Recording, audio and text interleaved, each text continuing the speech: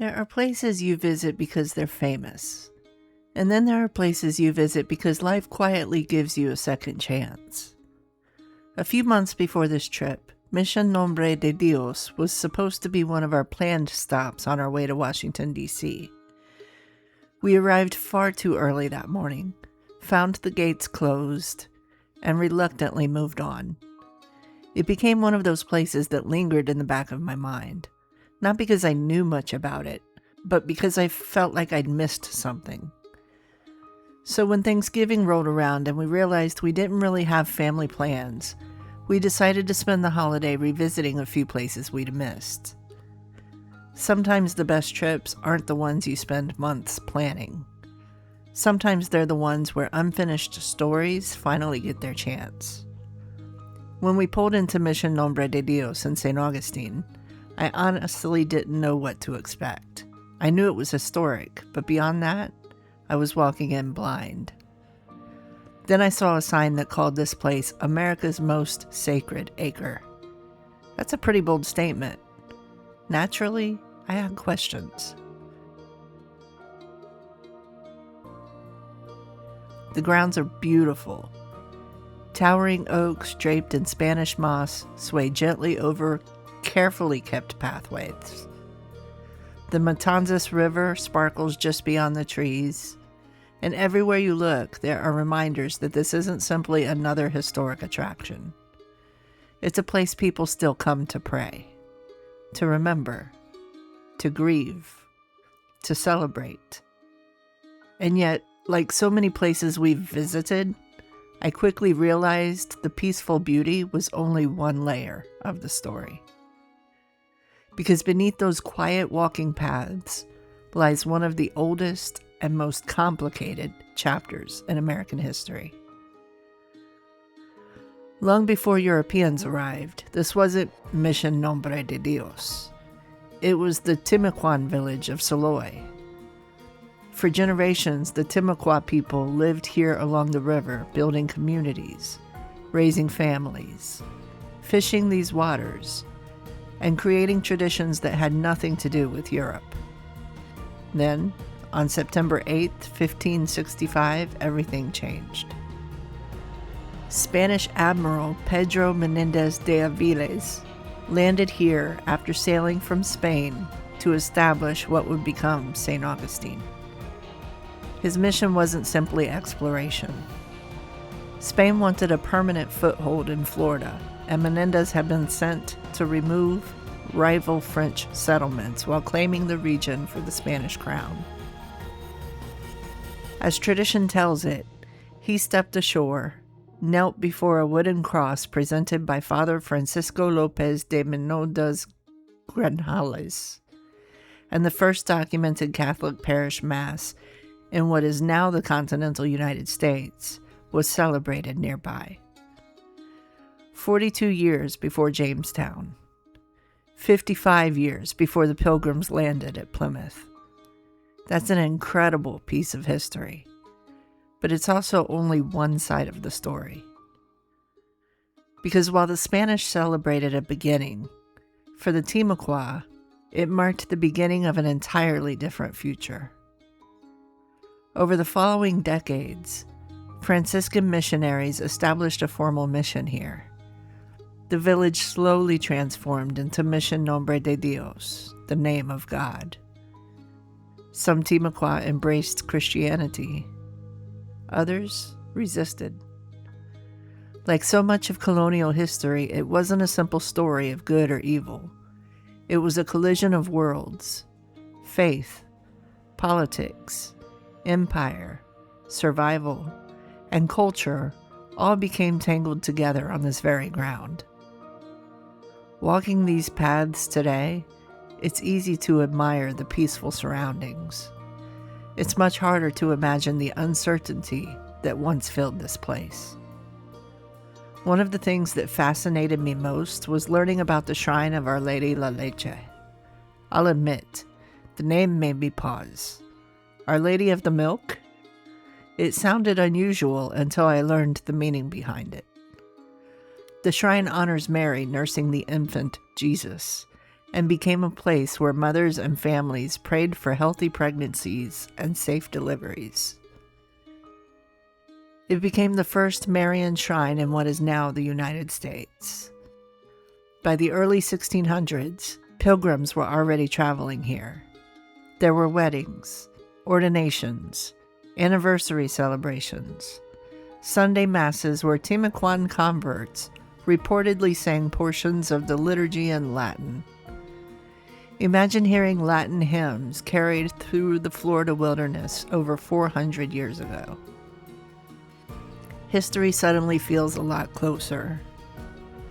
As much as I enjoyed learning the history, I have to admit, my son probably wasn't nearly as captivated as I was. We wandered through the old cemetery together, stopping to read markers and informational signs. I could spend hours in places like this. Every name represents an entire life. Every weathered stone is someone who laughed, struggled, loved, and eventually became part of history themselves. My son?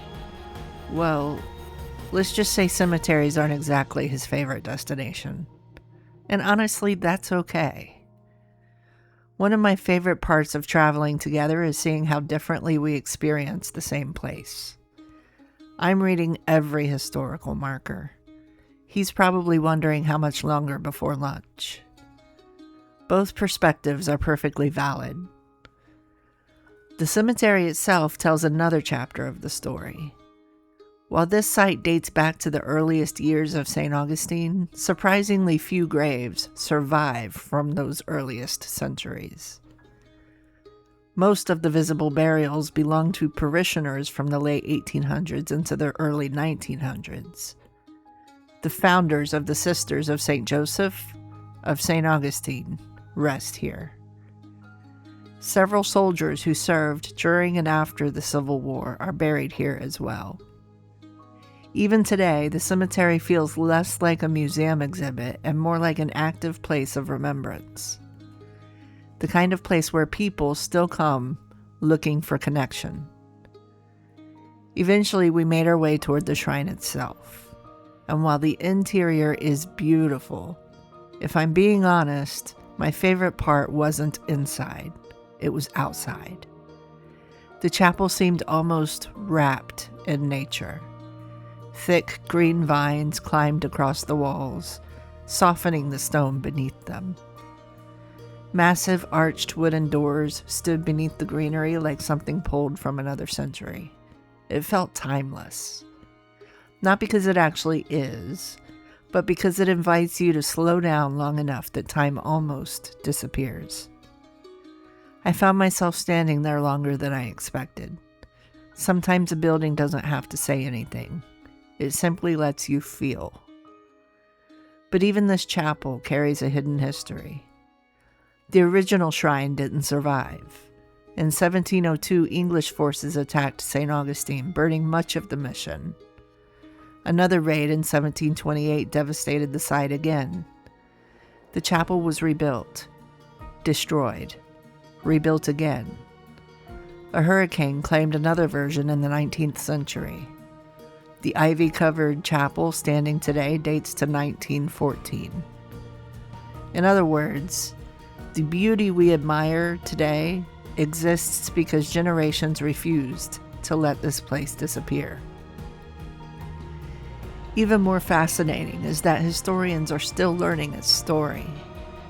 In the early 21st century, archaeologists uncovered long-lost foundations buried beneath these very grounds. They found remains of earlier mission buildings, including the original 17th century shrine, and evidence of a much larger church than many realized had stood here once. History wasn't finished telling its story. It was simply waiting beneath the grass. I love when archaeology reminds us that history isn't static. It's still unfolding. Sometimes the biggest discoveries happen beneath places we thought we already understood. Standing beneath the towering Great Cross before we left, I kept thinking about how easy it is to simplify history. It's tempting to call this simply America's oldest Catholic mission, or America's most sacred acre, or the site of the first Mass.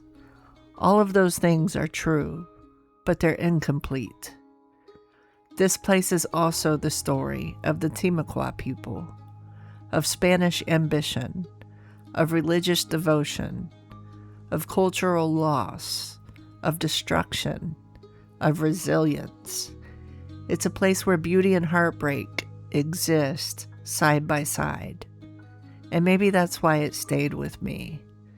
Not because it offered easy answers, but because it reminded me that history rarely does. If you ever find yourself in St. Augustine, I hope you'll spend a little time here. Read the signs, walk the cemetery, stand quietly beneath the oaks, look beyond the towering cross, and remember that every peaceful place was once someone's present, long before it became our history.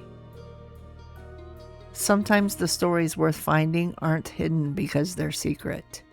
They're hidden because they've become so familiar that we stop asking questions. And those questions, they're often where the real history begins. If you enjoy uncovering the forgotten stories hidden beneath America's most familiar places, I'd love to have you join us. Subscribe to Travel Made Personal, and together we'll keep exploring the places where history is a little deeper than it first appears. Until next time, stay curious and keep making travel personal.